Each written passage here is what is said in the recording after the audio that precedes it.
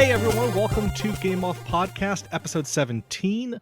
I am one of two hosts, Andy. I am number 2, Brent, Arcadia. Today we're going to be talking about Blizzcon and all of the exciting news that came out of that. We're going to be talking about our 2 showcase games this week, Indivisible, and the one I did that has a name that's Blasphemous. That's the one. Okay. And I wasn't sure if you needed help there or not. It took me a second, and we're also going to have our Fireside chat. But let's start off with all the news coming out of BlizzCon this weekend. What a weekend it was! There's a surprising amount of news out of BlizzCon this weekend, especially coming off the heels of Diablo Immortal Year, which was 2018. We had, 4 game announcements or X-Pack announcements. Yeah. So most people are pretty hyped about Blizzard right now. They have no problems with Blizzard whatsoever. Blizzard can do no wrong in any of their eyes, and you try and tell us otherwise, Andy. Well, all right, you know what? I'll start off with the good. That Diablo 4 trailer was pretty rad. Yeah, Lilith, dude. Yeah, oh man, I'm so excited that they're bringing the Lilith rather than just bringing back Satan again. Is it Satan 4th incarnate?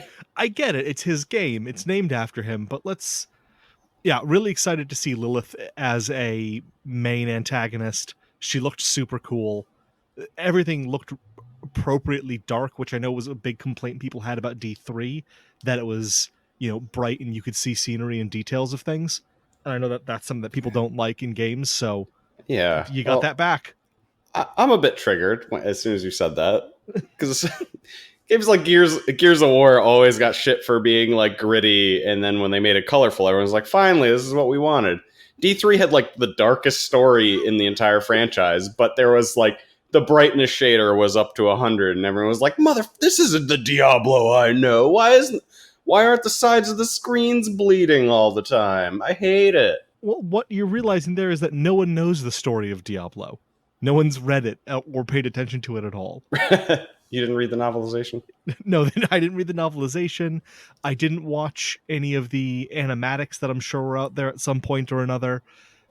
All people know is that in Diablo 1, you were in a spooky dark town with that butcher guy and Stay a While and Listen Man and the kid with the peg leg. Everyone remembers Deckard Cain. Everyone remembers Wirt with his peg leg. Diablo 2 also had places you could go to, like Egypt and the Bayou and Hell and a 4th place. And then Diablo 3 had a bunch of like brightly colored areas, and that just didn't it doesn't fit with the excitement. So glad we're going back to that spooky dark area that I associate with this game.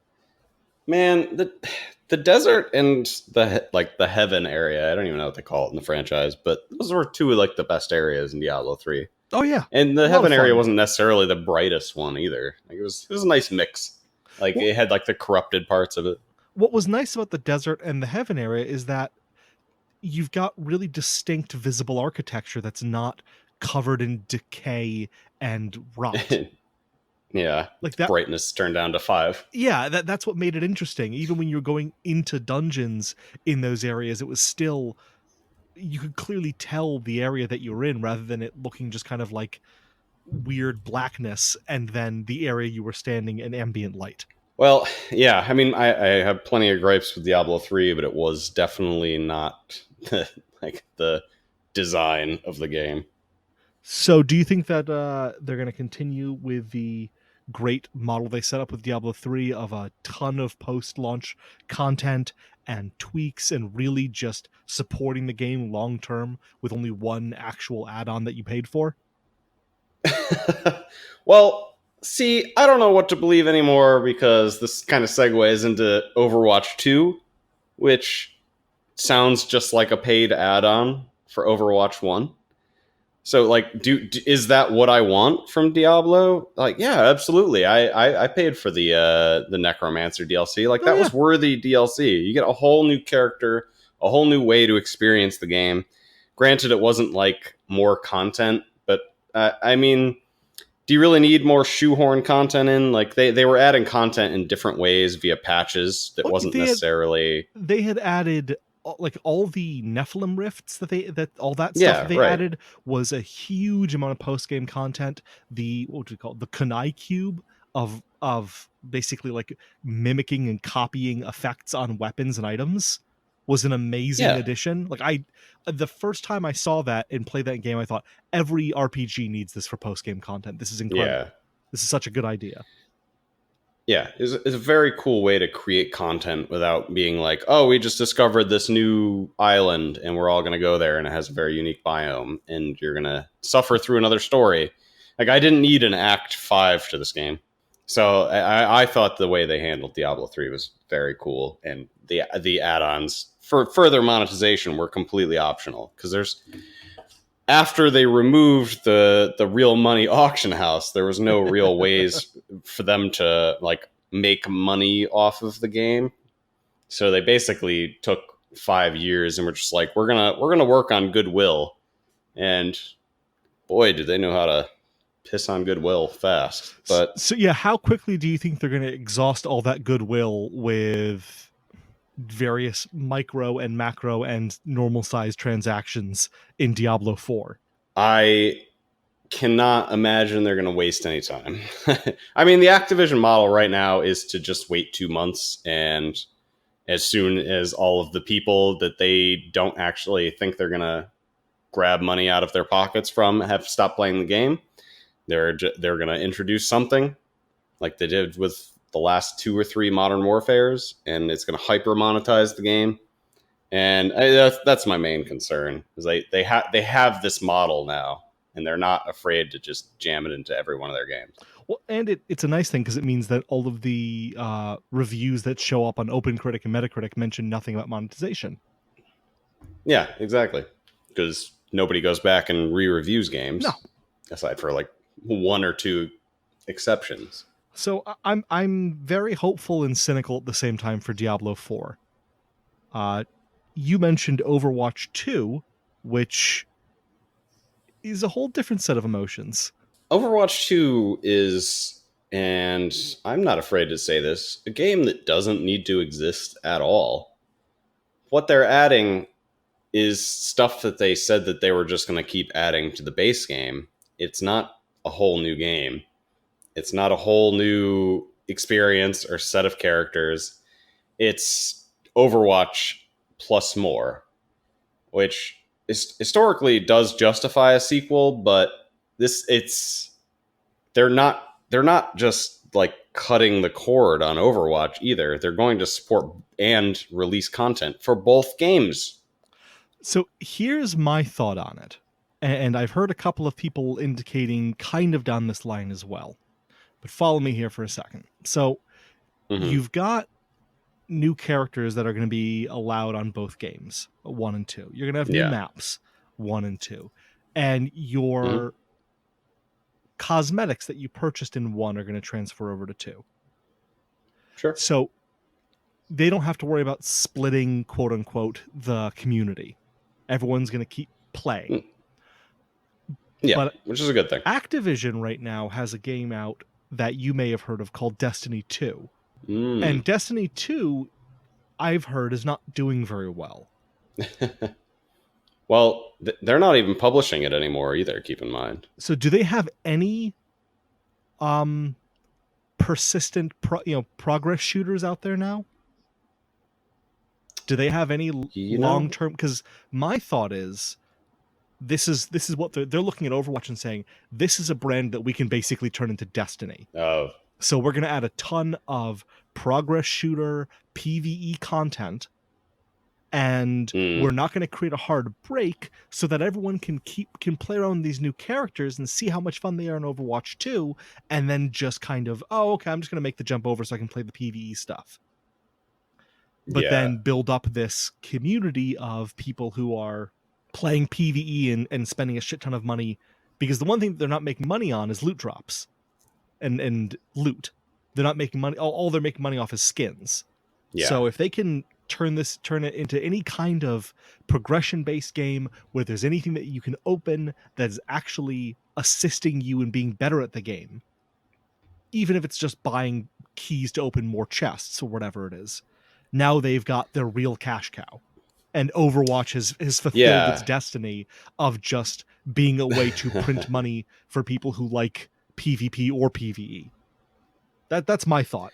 That's an interesting thought. So we didn't cover too much of what's going to be new in that, but before I forget your point, they are adding new sort of character progression mechanics, like leveling up your heroes so that you can get ability points for those heroes, which, if anyone's played any Ubisoft game, gives you fucking 5 opportunities to monetize in just that one sentence.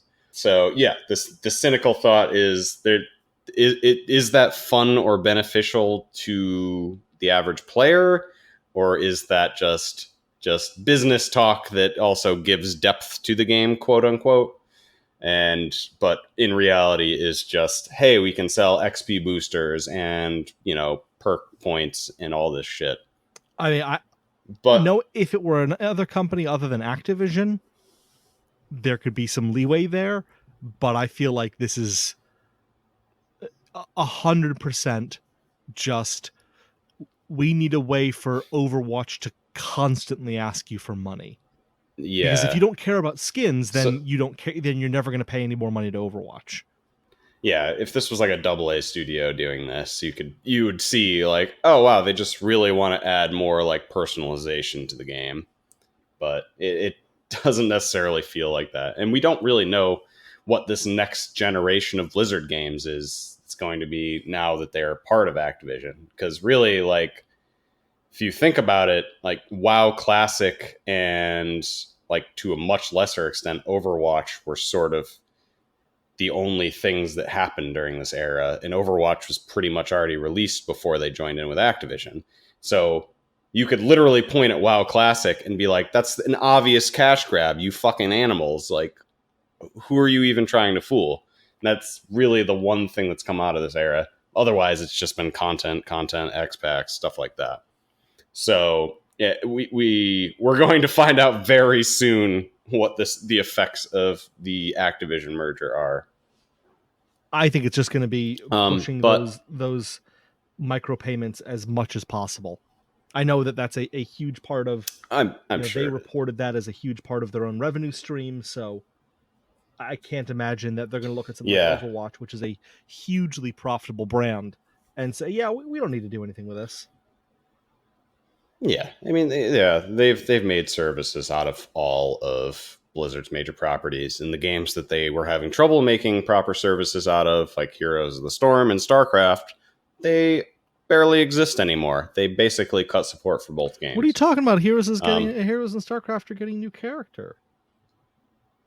Who the I need to talk to somebody on that development team to clarify, because they cut that team by like 1/10 of what it was. They said that they weren't going to do any more with it. They were just it was basically a maintenance mode, and then they announced a new fucking hero. What is happening over there, Andy? Do you know? I imagine that they've got one of those thermometer fundraiser things on the wall. And if they hit a certain amount of money earned for Heroes of the Storm, it's all right, you can put in a new character. You bought yourself another. We hit our fundraising goal. You bought yourself another month of support. Put in a new character. Release a bug patch. You guys can all keep your jobs for 6 more months. Yay! Thanks, Bobby Kotick. I'm still super fixated on Overwatch 2, so I really want to go over like what they've announced for Overwatch 2 and sort of try and work through why it exists as a game. So we didn't really clarify, but basically for Overwatch 2, they announced new heroes, which they've already said is also going to be coming to the original Overwatch. They've announced new maps, which is going to be coming to the original Overwatch.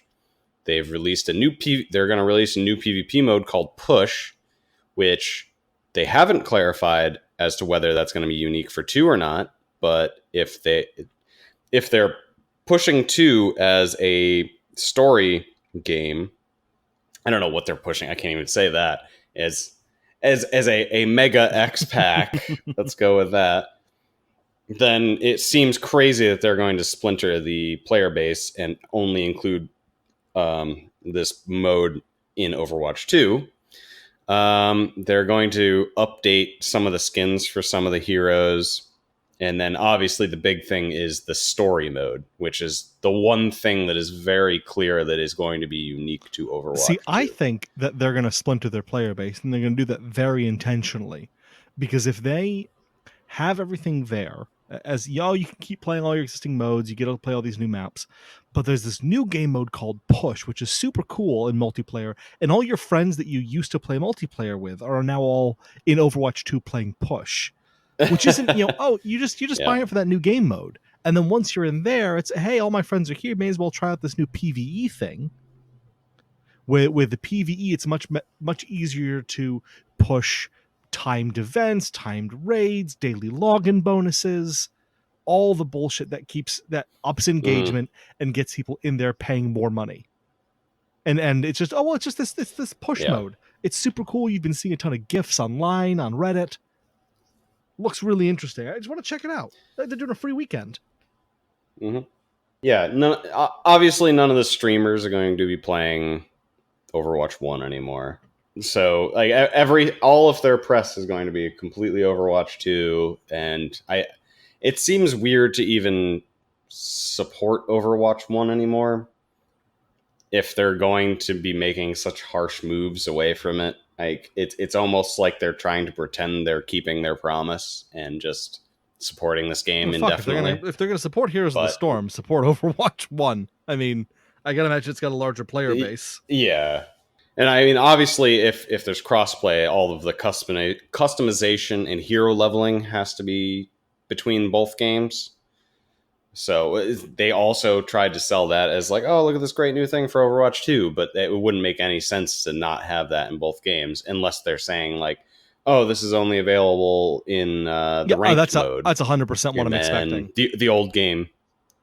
Yeah, and then the old game just doesn't support the ranked mode anymore because, you're too poor to play ranked or whatever.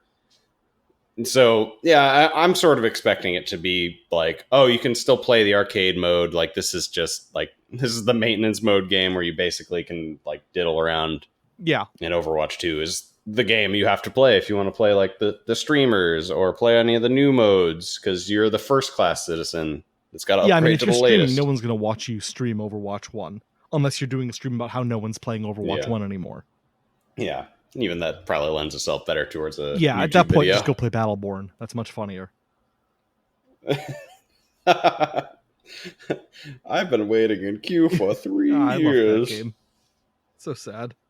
No, you're wrong. I'm sorry. Oh, and Hearthstone finally got itself an auto battler.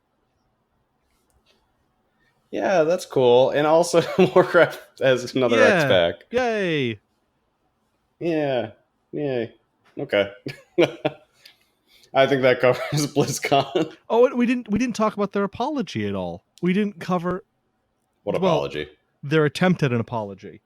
So, do you want to explain the situation for our listeners? You know what? I'm just going to say that to put it very simple, because other people have gone into it in much better detail with much more knowledge of both the gaming and socio-political situation. But suffice to say, Blizzard and Activision did a bad, and everyone hated them for it.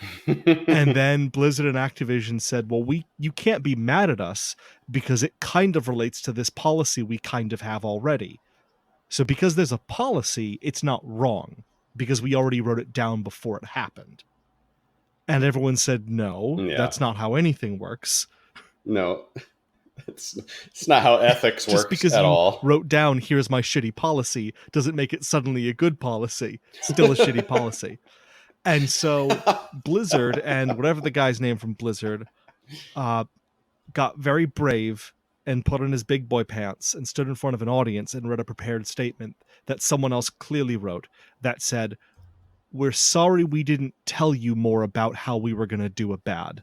And we should have been more upfront with you about how we were going to do a bad and how we should have talked to you guys about the bad thing we were going to do more. Because if you listen very carefully, they don't actually apologize for having done anything, and they don't list any corrective actions they're going to take. All they do is apologize for not. Yeah. I'm sorry that I didn't let you know earlier I was cheating on you. I should have been more upfront with you about how I was cheating on you and had no interest in being faithful in our relationship. That's something that's on me, and I take that responsibility for not having told you earlier very seriously. And if you're still mad at me after that heartfelt apology, then you're a bad What do you person. want? I apologized. Eat a butt. I apologized already. We already did this. Yeah. Bared my heart and soul. Yeah. This is like the Facebook method of like grandstanding. It's like, we believe in our platform and we are okay with lying and all the other horseshit that comes along with this nonsense on our platform. And then somebody like Twitter comes in and they're like, we're just banning all political ads now. We're not doing this. Good luck, Facebook. And the games industry has such a bad history with apologies anyways. I think of people like Peter Molyneux and all of his non-apologies whenever he's releasing a new game. Look, I'm sorry I got so excited about my last game that I painted a picture that no matter how hard we worked, it could never meet. No, buddy, you lied. I'm sorry. I tried to make the perfect game for you, and I fell a little bit short. Just it was a smidge. Only because I love you so much. What do you want from me? That I tried to make that for you. Oh God, Peter always cracks me. That's where we're at right now with this. This is a Peter Molyneux apology, or a Peter Molyneux non-apology. Of I'm sorry that you're mad at the thing that I did. Okay. Good. Right, okay. Get my shit together. All right. I think we've beaten Blizzcon to death. Do you want to move into our fireside chat here? Hey, what's up? Hey, Andy. How you doing today? Oh, it's New England, so about as good as that can be. Oh, fuck all that. I don't miss it at all. What are your feelings on cream?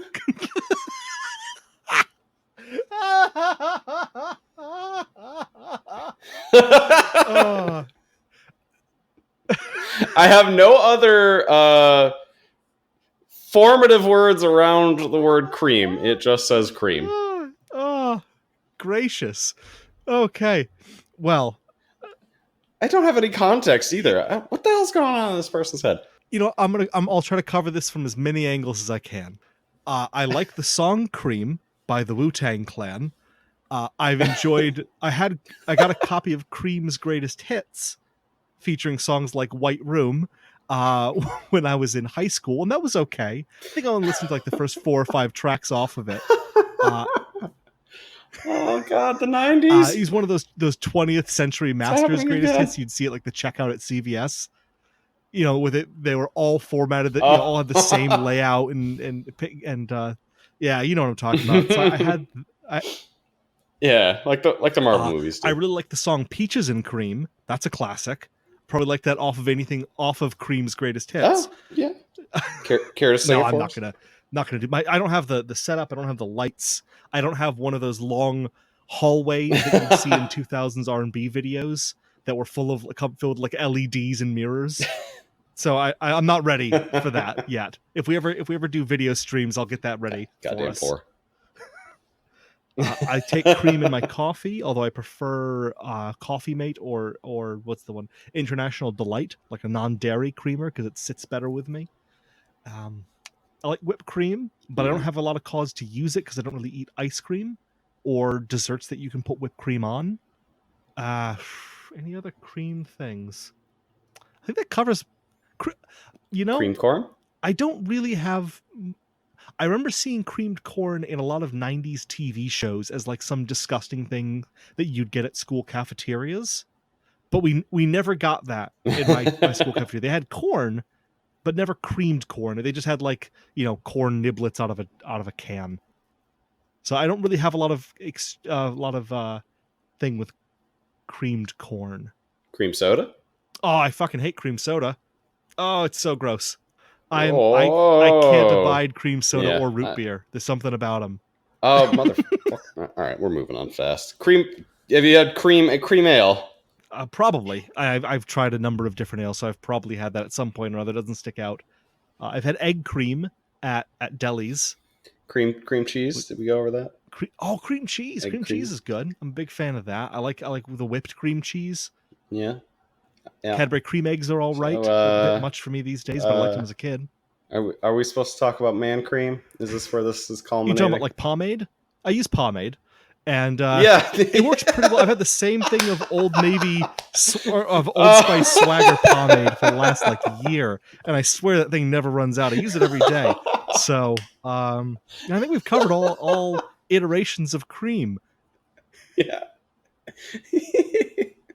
I feel like I just got the giant fucking cane on the fucking cartoon stage. Just like, play you right off. Do you have any hot takes on cold cream you want to share? I mean, if you're gonna bring root beer into it and cream soda, they're both pretty fucking good. But there's something about the word cream that's like how a lot of, I'm probably generalizing here, a lot of women get like weird around the word moist. I've experienced this from a lot of females. I just like can't hear the word. I feel like cream is like that for me. Like, I didn't even like reading it. And it's funny because it's a word that gets used in advertising a lot to let you know that something is rich and creamy. Like that's clearly a thing that people want. No, don't say it like that. Don't say it like that. My knees buckled. You know what? I'm gonna change the subject. I got a question for you. How do you feel about spiders? That's what I got. Spiders? I mean, they're not exactly adorable. They don't make for very interesting pets. They just sort of crawl around. Yeah, yes, that's true. I don't know. I'm not afraid of them. They seem pretty polite. We have pretty friendly ones down in Texas. We have tarantulas, but they like mind their own fucking business. Finally, a spider so that it's minds like its own it's business. like having a well, sometimes you get one crawling all over you, and you're like, do you fucking mind? I'm trying to watch a man cream his hair, but other times, they're like ground spiders where they only nest in like burrows in the ground, and they're very territorial. So there's only one spider every like fucking quarter block or however the math works out on spider prey. It sounds all right. They're gross though. Don't touch me. Don't touch me, spiders. Don't spin your webs in my neck. Have you ever watched any of the Lucas the Spider videos on YouTube? No, but I watched the Japanese Spider-Man trailer for the first time today. Thing? Completely unrelated. No, it's old, but we'll go over that later. What's Lucas the Spider? Computer animated spider on live film backdrops that it just is a very cute spider voiced by a child. It's a very endearing, lovable little spider. So if you're looking for a spider that you want to just snuggle up with, check out Lucas the Spider. He's very cute. Is it like a tiny spider, it's a tiny or is it little like spider, like the size of Okay. No. It's not like a Tolkienian fucking monster. I played that new Shadow of Mordor, Shadow of War game, and that Spider Woman was just a really hot woman, which is what I assume all spiders are. Like when you, like if you get them at home, all spiders are secretly just really hot women. That's there's a spider hero in Smite that's pretty fucking hot too. Yeah, she's got a big butt. I think it's made for well, aren't they all nesting though? And I don't know what that means. Yeah. Welcome to Joe Rogan's podcast. Oh, finally I can say shit that's real. Shut up. Do you have any hot takes on spiders? All right, everyone sit down. I'm about to bust spiders wide open here. Lay the truth bombs on me. Yeah, I got nothing on spiders. We got a lot of them in the house. We got like daddy long legs and stuff, but they keep to their own. They stay in like the rafters and above the drop ceiling, so I'm fine with them. Yeah. I mean, like, I'm definitely not pro spiders' rights. Like, if I see a spider, there's like a 50-50 chance I'm gonna kill it. Like, I'm not gonna lie to you. I don't want to know where that thing's going. If it's got like crawling all up in like butt juice and on my glasses and my pantry and whatnot. Well, if you'd stop leaving open containers of butt juice around, then they wouldn't crawl into them and then crawl over all your other stuff. No, not my butt juice. Their butt juice. Silly. I store my butt juice in the proper locked pantry where the spiders can't get to. You know, I was talking about a really cute spider that was safe for children, and it was a nice family-friendly little spider that I was recommending everyone talk about. And you're just talking about butt juice and butt juice is perfectly PG. I'm absolutely not talking about like post anal excrement or anything vile like that. I'm absolutely not talking about post anal excrement. Brent from the Game Off podcast. You know how when sometimes you have to knead bread, you have to punch it a bit? Yeah. I'm not going to finish that thought. Hey, we got a showcase tonight. Yeah. As we always do. Segue? No, that's speaking of segues, we're going to showcase. All right, we're back in it. What do we got for a showcase tonight? We got Blasphemous and Indivisible. Mm-hmm. That's that's true. Yay, team! All right. I'm talking about Indivisible first today. So, Indivisible, I had a very good experience with Indivisible. I will lead into this because I feel like I have a lot of criticism written down because it's such a busy game, but it's so colorful and fun, and I think it's good for just about any human being. But before I get to that, I'll try and paint a picture for you. Indivisible is made by Lab Zero. The only other game I think they're famous for is the Skullgirls series, which is a 2D fighting game. It's not like a huge franchise, but it's still popular by its own rights. They're US based. It's a 18-man team according to my Google searches. But Indivisible is sort of this really interesting marriage of a Metroidvania and a JRPG, but also somehow fairly linear. Not necessarily strictly linear, but still fairly linear. So what you can expect from it is a lot of platforming, similar style to Skullgirls, which is like cartoony, colorful, almost like sort of like a marriage between like an American cartoon and an anime, because a lot of the game seems to draw inspiration from Japanese games and like sort of anime stylings, but still very much its own thing. So it's a very stylish game. So not based on any existing property. Nope. Completely unique property. This is the first game in this franchise. I don't know what their long-term plans are for it, but I meant to check. It might have been crowdfunded. I did not verify that or not, but it sort of gave off a lot of vibes of like a crowdfunding game because it feels like a passion project, and like I think that's one of the things I really loved about the game. It's like there was clearly so many ideas swirling around, and like it was like just enough for them to sort of contain all of their scope creep and make this game and have it still be a beautiful sort of functional small chunk of video game. Hopefully I can paint a better picture of what that means, but it's primarily basically you're running around platforming. The story is very simple, like sort of definitely drawn inspiration from anime. Like your father dies in the first 10 minutes and your entire village gets burned down. Spoiler alert. And then you have to go on this magic adventure because you're a 13-year-old, 14-year-old girl, but you're also like have magic powers that are inexplicable. And every time you meet This sounds so RPG right now. Yeah, exactly. That's why I wanted to clarify that this is an LA-based team that made this game. Yeah, so when you meet new allies, they get absorbed into your head. Okay. So I assume it was just like a storytelling device because you're literally running around alone and platforming like you do in Metroidvania. But then you also have like 10 people in your head that can just pop out whenever and like join in on a discussion and start yelling at you in quirky ways.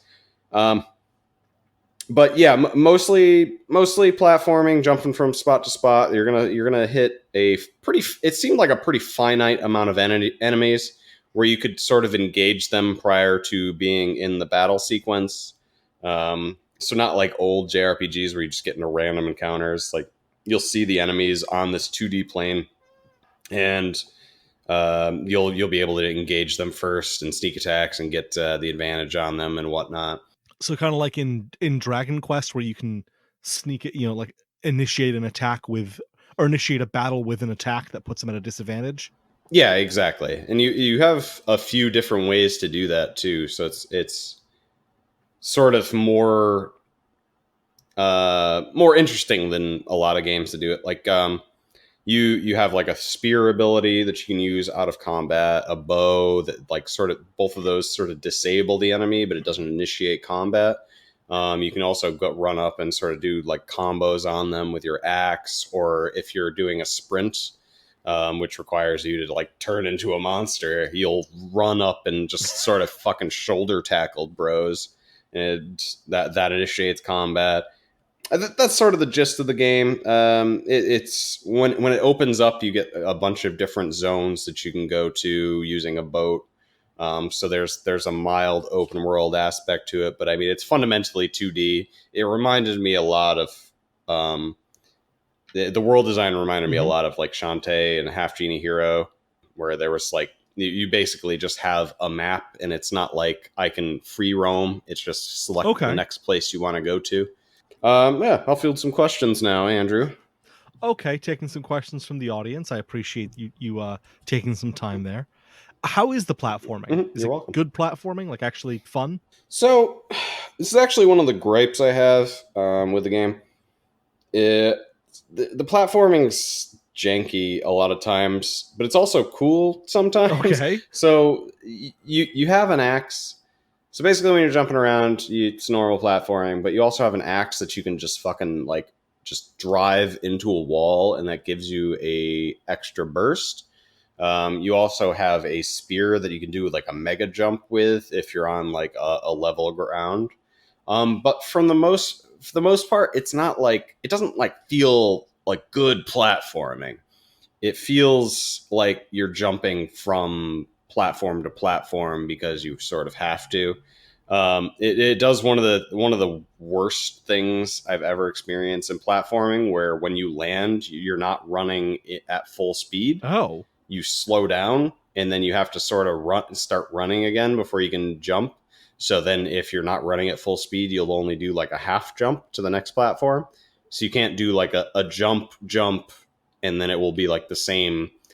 You won't cover the same amount of ground. It'll just be like run, jump, and then if you jump immediately again, it'll be like a half jump, which is just frustrating. Yeah, that sounds awful. Why would they set that up that way? Yeah, I don't know. It's the platforming's not necessarily super hard in the game, so it's I don't know. I feel like it was a bad decision. I coming from like true platformers like Cuphead or Super Meat Boy, I really would want something that was just super responsive and didn't penalize me for doing the thing that I'm supposed to do, which is jump. The split between platforming and the rest of the game, how big is that? Like, what percentage is platforming versus battling? A good chunk of it is platforming and running around. So you'll have like really rich cities where you can talk to a lot of people in town. It's not like dialogue trees and stuff. It's just like listen in and sort of run through the dialogue. So I'd say percentage wise, probably like 65-35 platforming combat. Most of the combat, like the combat can definitely be time consuming, but there's not like a ton of battles. Okay.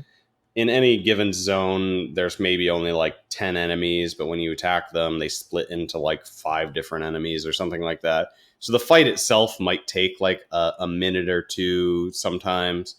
But for the most part, you are running around, platforming, breaking walls, trying to use abilities to get to new places and stuff like that. Like does it feel like a Metroidvania where you're really kind of exploring, or is it more kind of like you had in Shantae, where it was like, this is an area you're going to be in and you're just kind of going to be in here working from one end to the other? It's probably more like Shantae, where there's a couple of things that you can go back to, but it's not like you're like, there's no central area that you keep revisiting and then like you stumble upon new stuff all the time. It's very much like you complete an entire zone and then you're like, oh, I don't have the method to get into that part yet. I need to keep that in mind to come back to later. Yeah, it's not a true Metroidvania. It's definitely more like platformy combat with some Metroidvania elements. Okay. Now I'm going to ask a very cynical question here, and there may be some spoilers. Does the game involve you killing God with the power of friendship? Yes, that's almost exactly what the plot line is. I'm not even joking. I'm not joking at all. Glorious. You make a ton of friends. There's a reason the game's called Indivisible. It's because of all of your friends. And the entire plot is you trying to kill the god of destruction and creation. But also, you're part of the god of justice. Or actually, that might be a spoil. Well, no, it's not. That happens real early. You're technically a piece of the god of destruction and creation. So yeah, I mean, hashtag anime. I said spoilers. I said that I was asking a spoilery question. So, be advised. you learn that before you even hit the open world. So yeah, I'm gonna say not a super spoiler. Okay, that's fair. How many potential? Like, is this like you can pick from a variety of different party members to play with, or is it kind of a small group and that's the party you're playing with all the time? Yeah, you have a huge selection of characters. I think I met a new character that added to my party every like 30 to 45 minutes. Oh wow. So you have a party of 4 people at any given time, and they actually, if you're playing on console, they're assigned to all of the face buttons. So like Xbox, it's like Y, X, A, B. So you're actually, I didn't give combat its due at all, but I'll get into that. But yeah, so you have all, and you can reassign all the heroes to whichever button suits them better, their abilities, however they play, et cetera, et cetera. But while you're in combat, you have these 4 heroes that are mapped to these buttons, and they have 2 to, I want to say 6 is the maximum amount of actions that they can take at a time. You're basically just jamming all of the buttons depending on the hero's abilities. Like you're hitting up to modify the attack so that they do a special attack, but only for this one specific hero. So I can hit like up and then XXXX, and one hero will do like a slowing effect, or I could do down and YYYY, and one hero will charge up their abilities. And then the main character, I won't use any modifiers, and I'll just spam X, and they'll just use their default attack. And another hero, I'll use down BBB, and they'll use like an AoE attack. As far as the buttons and interaction goes, that almost sounds like a fighting game. Like it almost sounds like you're like doing combos in Dead or Alive or something like that. It really, like, it's very clear that this is a game that was made by a studio that just came off of making a fighting game. The backgrounds, and there was an article on either IGN or Destructoid or even Kotaku, I'm not sure, where it was literally an entire article about the backgrounds and how it reminded them of playing Street Fighter 2 and how like busy the backgrounds always were. And like that's so true of the game. So you have this like button, like this combo system in combat, like even though it's an RPG game, and you also have these like really like vivid, lot alive backgrounds that you usually only see in fighting games. So there's honestly like a surprising amount of comparisons you can draw between like a fighting game and this game. Huh. Okay. I didn't really even think that comparison was going to go very far, but cool. That's kind of interesting.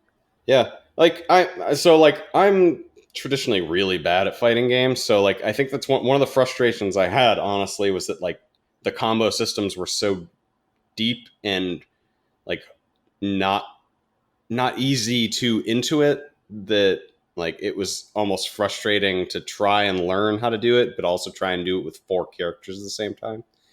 So it sort of reminds you of like a Marvel versus Capcom game where you really have like three heroes at once and you're trying to figure out how to combo all three heroes into each other. Hmm. And is it like, is the enemy responding as quickly as you're doing your combos? Like, is it the same kind of like Yeah, active battling? they'll attack you. Like it'll sort of pause your ability to attack, so it's not like one on one active sort of bat bat bat. But when they attack, you have to defend. They can attack single heroes. They can attack multiple heroes. They can attack the entire group, and all of those different things have to be reacted to appropriately, either with one like the specific button of the hero, two buttons, or if you want to shield with the entire group, that's an entire other set of buttons. So it has a certain complexity to even just defending that you wouldn't normally see in like an RPG or a JRPG. Is there equipment? No. There's leveling up. There's XP. But there's no equipment. I was imagining what it would be like to try and manage equipment across however many characters that you were saying that you're carrying around with you. Yeah, no, fuck all that noise. There is you can level up the amount of. I forgot how the defensive part works. Basically, one of the bigger Metroidvania parts of the game is you have to collect these like I'm going to call them orbs for the sake of argument.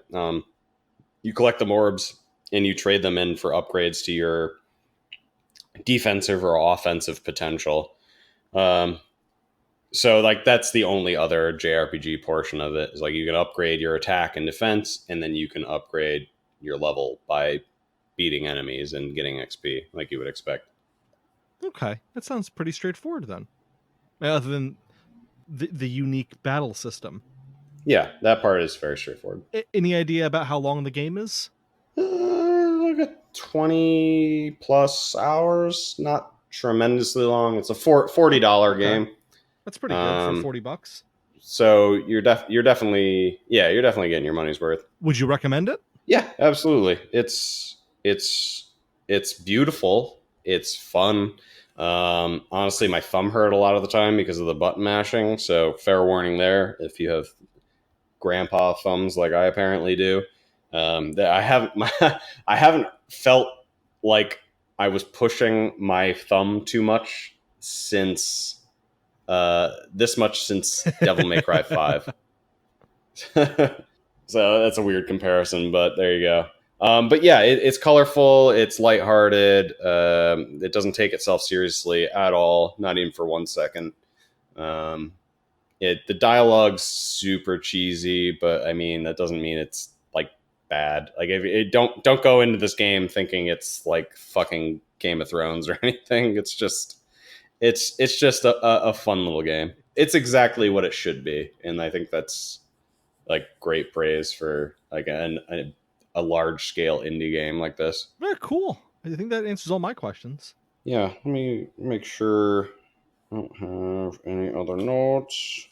Um, One of the things that like frustrated me as someone who really likes to optimize in RPGs, it was really hard because it's not like super RPG, like you said, like no equipment. It's hard to figure out what the best comps are because you have so many heroes and you're not like equipment isn't a thing, so you just have to figure out which heroes work best together, and because there's so many heroes that's very time consuming.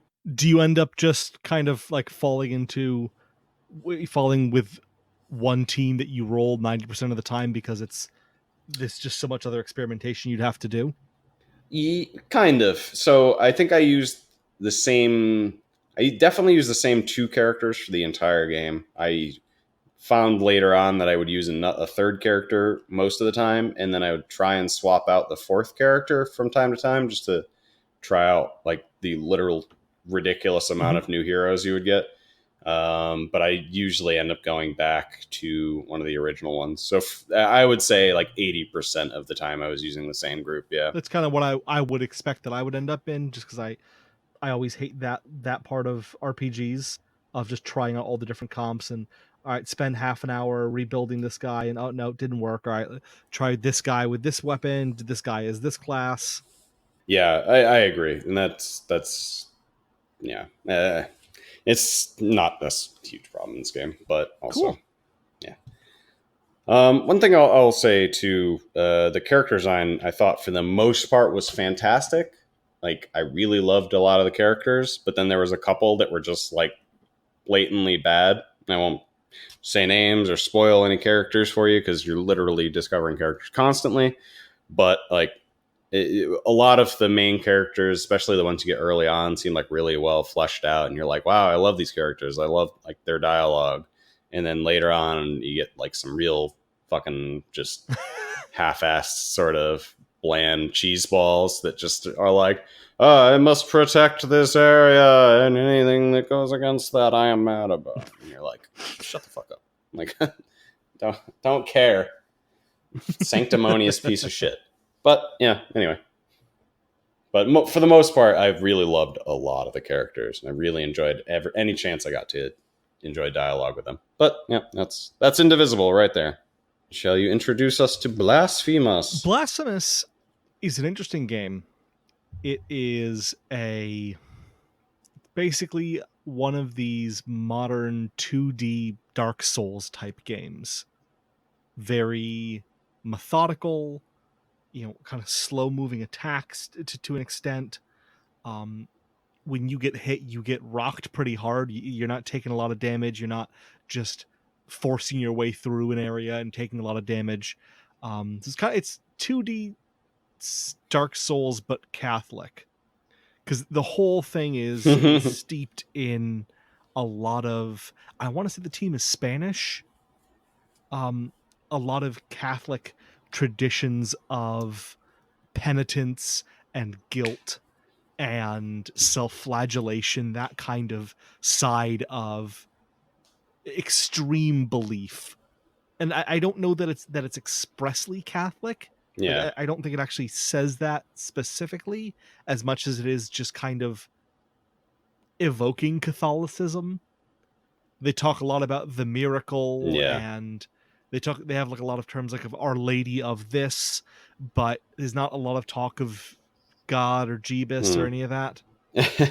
Yeah, that's like how Neon Genesis Evangelion is like just steeped in Catholicism, but it's like there's no part of that show that's religious at all. I think I know exactly what you are talking about. It's got a lot of that iconography and a lot of those visual stylings. Like the main character that you play as has this kind of metallic conical helmet that looks like something out of like a Hieronymus Bosch painting. That looks like it's almost wrapped in barbed wire. And in a very early cinematic, you slice open a thing that you've killed, fill the conical helmet with blood, and then put it on. Dope. It's a fucking metal game. Dope. There's a lot of really gruesome, grotesque imagery, and it works very well with the theme of everyone is in pain and everyone is suffering and everyone is guilty of sin and has to repent. So that's all really cool. And it's in this very Metroidvania 2D Dark Souls feel. The gameplay is your kind of standard Metroidvania 2D Dark Souls. You platform around, you go to fight stuff, you do very badly, and you die. And then you go back to your equivalent of a bonfire, and you get back up and you go fight again and you die. One of the things that this does that's really interesting is you don't lose your progress when you die, and you don't lose the whatever their equivalent of souls are when you die. So you don't have those situations like you'd have in Dark Souls where you played for 3 hours and made literally no progress because you kept dying. And because you never, got far enough to get a bunch of souls and then make it back to a bonfire to use them. There's much more progress, and you feel like you're working through things better. It feels much more rewarding in that way. When you die, though, you leave behind a piece of guilt, or a fragment of guilt, which is like a shade of you that's just kind of behind, like dropping souls in Dark Souls. And you can keep playing and you can ignore them, but it has effects on the world around you. So the more guilt that's out there, like it makes it so that your capacity to charge up mana is like halved every single time you leave another guilt fragment behind. Your max mana goes down even more, and there are other effects. The rewards you get from killing stuff go down more, so you're encouraged to go out there and pick them up, but you don't have to, because you can still get the currency that you use to buy new skills and abilities. That's cool. Yeah, it was a very interesting way of doing it, which I liked. Because that was something that frustrated the hell out of me with Dark Souls. Was playing for an hour and then dying, and then trying to go get back your souls, and then dying again, and be like, all right, well, there was all that work lost. Thanks a lot. And I know that's how some people have fun, so good for you guys, but that was an exercise in frustration for me for all the Souls-like games that I played that were 3D. One of the things I would love to shine light on is the boss design in this, because if you remember from the episode, I don't know, what it was 4 or 5 episodes ago, when I talked about Bloodstained and how boring the boss design was in that, and the boss fights were just very like stand there and slash and then use potions, and then slash and use potions. This has required real, like, learn patterns, learn how to dodge things, see what they're telegraphing and what the best way to attack them is. Experiment with the way that you approach them, because there are some ways of hitting these bosses that are more effective than others, almost like in a Mega Man game. Yeah, so like the Souls like tag sort of holds weight in that regard. Yeah, so like very much so. The bosses all feel like unique fights, and it doesn't feel like the reason you lost was, which happens a lot in some of like the other Metroidvania games, the reason you lost was because you didn't go in there with enough potions, or like some of the bigger fights in Skyrim, where it's just carry in a shit ton of potions and food and you'll win the battle because you'll just outlast them. There's none of that here. Otherwise, though, it's a really tight game. The platforming is a lot of fun. It's one of these games where almost every time I die, it's because I got cocky and I tried to speed through something, or I tried to take an opportunity in an opening that was I clearly should not have done. It was not time yet. But I tried to make my own luck and failed. I love it when games punish you for that. Yeah, it's one of the things it doesn't do, or at least I haven't seen. I think I'm about 60-70% of the way through the game. There aren't moments where you're ambushed by shit. And we've talked at length about this, but I hate games where you walk in and go, oh, there was a trap in that bush. There was literally no way you could have known that on your first time through. But you're dead now. Better go do it again. Learned. And Dark Souls has a ton of moments like that, where you turn a corner and then something jumps down on you from a height. Yeah. And it you just fall into an Iron Maiden or something. Yeah, exactly. Where this, at least not that I've come across, everything that has hit me has been visible on screen and telegraphed. So anytime I died against a new enemy, it's because I ran in there and it was like, oh, this guy looks like a piece of cake, I'm just gonna fuck him up. And then I didn't, I died. Otherwise, it's like, there's the really creepy looking guy inside of a cage on top of walking legs. He's probably going to do something weird, so I should go at him kind of slowly, take my time, observe him, see how close I can get without triggering him. It's a lot of fun. I'm really loving this game as far as a slow, methodical platformer goes. Got some questions for you. All right, let's hear them. You pretty much already answered this, but did someone say Souls like Metroidvania? Yeah, it's what I've always wanted. I want to enjoy Souls-like games, but I think once you add that third dimension to the combat, it gets too hard for me. 2-dimensional combat I can do. 3-dimensional combat, Now it's too much. That's fair. That's fair. Yeah, you were a big fan of Dead Cells. That's not an easy game by any fucking stretch of the Yeah, word. Dead Cells was a great game. Although I always found the comparison to Dark Souls on that one a bit weird because it was such like a roguelike Metroidvania. With a much faster, more forgiving combat. Yeah. What does character progression look like in this game? There are a couple of different ways that you progress. You have abilities that you can unlock, and they become available to you as you progress through the game.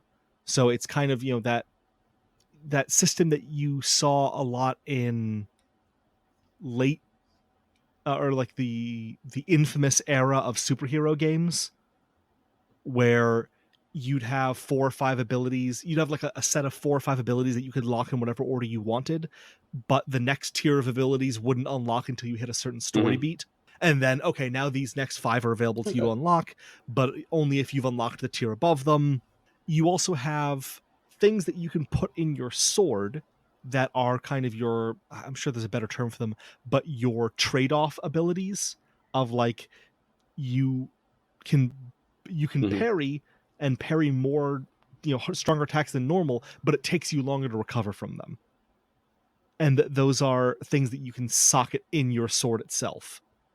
And then you have a bunch of charms that you're putting almost on like your rosary beads, which are much smaller, little 1-2% boons here of you get a little bit more, you get a little bit more currency when you kill stuff, or you do a little more damage, or you're a little bit more resistant to fire. One of them is the ability to see health bars above enemies, but all little things like that. And those are all kind of portioned out to you. Yeah. In another thing that I like, where you're for the most part, you're seeing them and it's figuring out how to get there, versus other games where they were in the room the whole time but were completely invisible because they're hidden behind a hidden wall you never would have thought to attack. Like, this is, okay, it's right up there. You just got to figure out what mechanism you use to get up to that ledge. Yeah, a game like The Surge could have gone in for some of that and benefited greatly. Is this your favorite game starring Pyramid Head?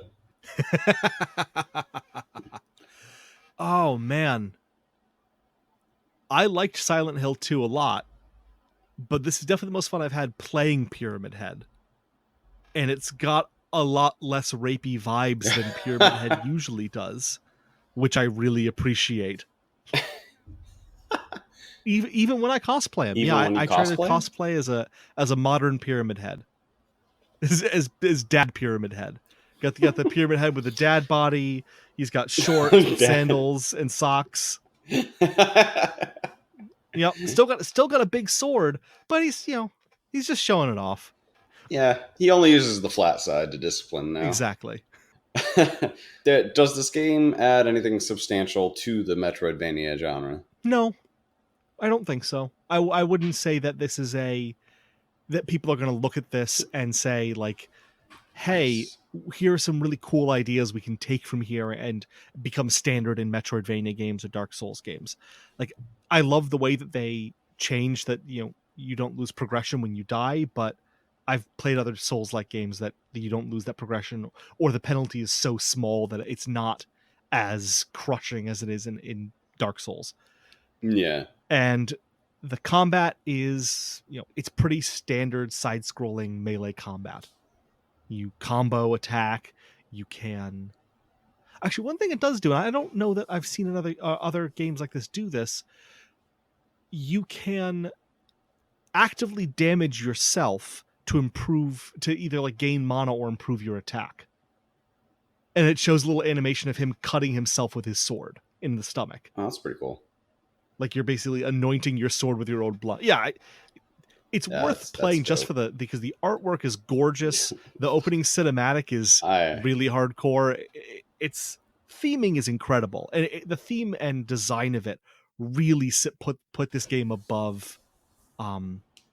Is it has these really interesting, Hieronymus Bosch, to use that again, looking creatures and monsters and demons that look semi-human but also have this weird ornateness about them, almost like something out of like a Guillermo del Toro film. Yeah. Chronos, probably. I like games that I like these games that have been coming out that have this interesting creature design that isn't just things are dead or things are shiny and glossy or things are generic monsters, but are really playing with those ideas and tapping, especially this one, tapping into something that feels classical and like classical evil. Yeah, I will say one of the things too that I took away from the trailer that I watched was that it was like refreshingly hyper violent. Like Yes. I don't like gore and I don't like scary spooky bits, but I love hyper violence, and it looked wild, just like things getting torn in half and shit like that. Like you see the blood just running down this like mega baby's face, and it's like, what the fuck is happening? Yeah, one of the bosses that you fight is like this disembodied head that's been horribly burned and has patches of skin missing, but done in a pixel art style, and it's just floating around and making horrible noises. It's grotesque is the best word for it.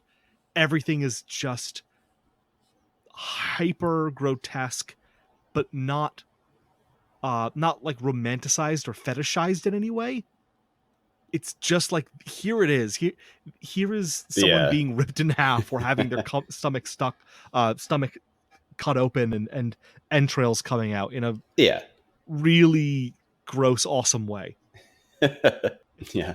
Here's this imagery. You decide what you're going to do with that for the rest of your life. Socket this in your brain wherever you feel is appropriate. How are you going to internalize this? Last question. I'm going to try and rephrase it because we've sort of discussed this already. But I really liked what I saw of this, clearly, because I thought the animations looked buttery smooth and refreshingly hyper violent, like I'd already mentioned. My one concern after watching the trailer, and again, I didn't play this game at all, the theming, not necessarily like the animations or the hyper violence, but the theming reminded me a lot of Castlevania, and that's entirely because of like the Christian undertones, but Castlevania might have been more because it was dealing with vampires than it was dealing with like religious symbolism and all that. Castlevania to me always has this kind of level of goofiness to it, because you have the spooky castle and you have the Draculas and demons, but you also have like the skeleton waiter and the skeletons throwing their own bones, and everything's kind of silly a little bit. It almost has the feel of like a 1950s serial horror versus this, which is, feels like something that's meant to instill the fear of hell into someone. Like Castlevania is almost a little campy in just the way that like Dracula is immaculately dressed and laughing that's fair. And bursting through mirrors. And this is much more like you start the game on a pile of dead bodies and it just only goes up from there. Oh, it's so good. This game sounds so much metal. fun. I love it. And everything is just the right amount of hard. There was one area that you're scaling a mountain and there's winds that can blow you in different directions and affect how far you can jump. And they go, sometimes they're blowing left, they're going right, and they keep alternating back and forth. And if you're just patient and don't play it like an asshole, you can make it through.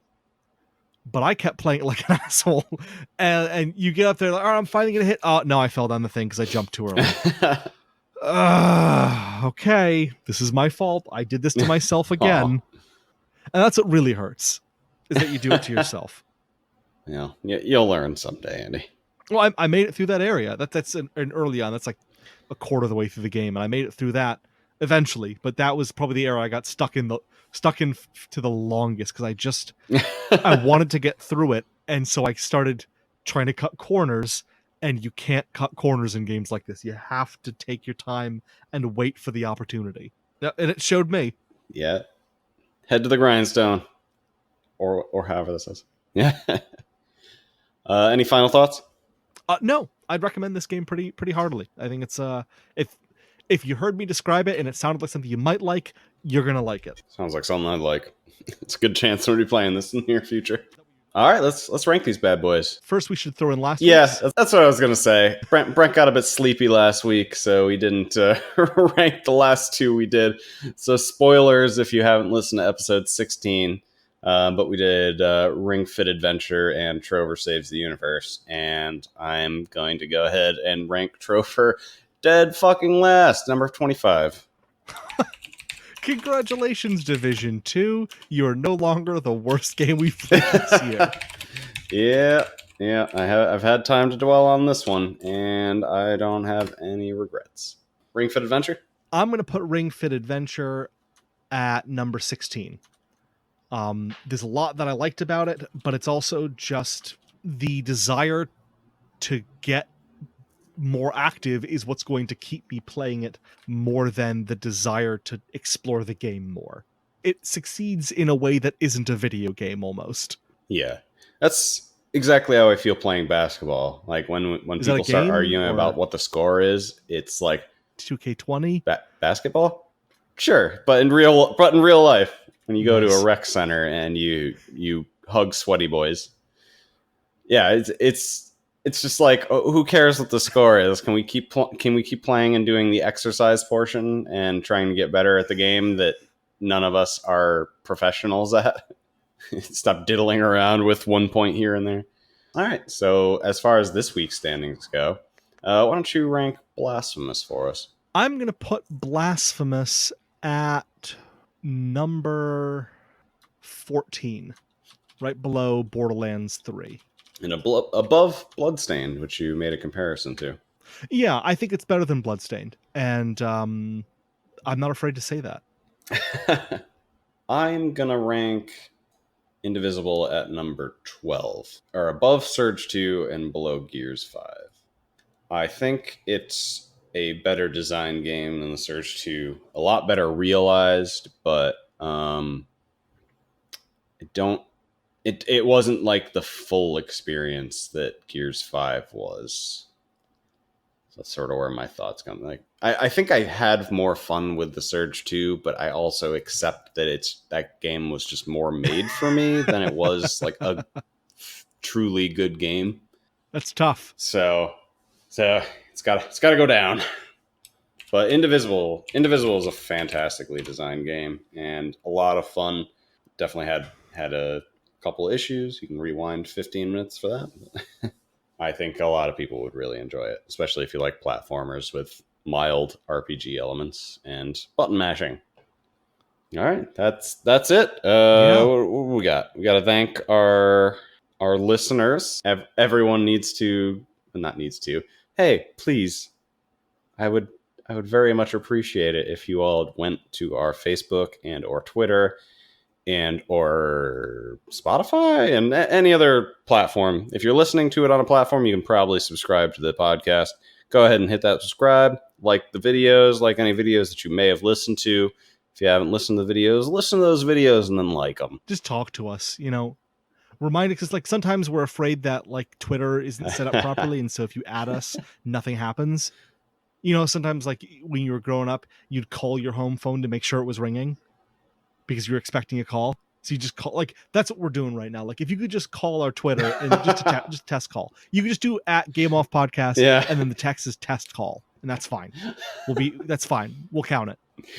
You'll get so many responses. We'll be. I can't wait. I'm already excited. I'm refreshing Twitter now. check us out on check us out wherever fine podcasts are sold. Yep. Thanks to our producer DeMarcus. And we'll see y'all next week. Bye. Bye.